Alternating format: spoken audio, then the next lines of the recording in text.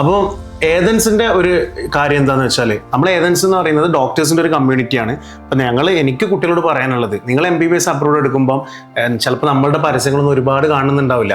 പക്ഷെ നിങ്ങൾ വരികയാണെങ്കിൽ ഡോക്ടേഴ്സ്, അതായത് പഠിച്ചിറങ്ങി ഇവിടെ FMG പാസ്സായിട്ട് ഇന്ത്യയിൽ വർക്ക് ചെയ്യുന്ന ഡോക്ടേഴ്സിന്റെ ടീമുണ്ട്.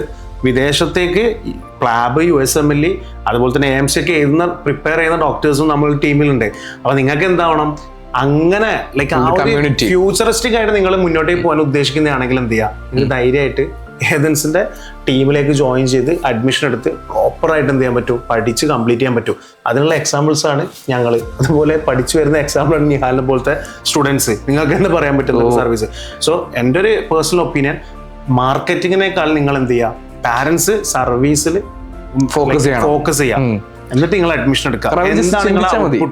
ഇൻപുട്ട് നിങ്ങൾ കയറുമ്പോൾ ജസ്റ്റ് എന്താ അഡ്മിഷൻ എടുത്ത് പോകുന്നില്ല, നിങ്ങൾ ഇറങ്ങുമ്പോൾ നിങ്ങൾക്ക് എന്ത് കിട്ടും അത് നിങ്ങൾ ശ്രദ്ധിച്ചിട്ട് മാത്രം എന്ത് ചെയ്യുക, അഡ്മിഷൻ എടുക്കുക. തീർച്ചയായും.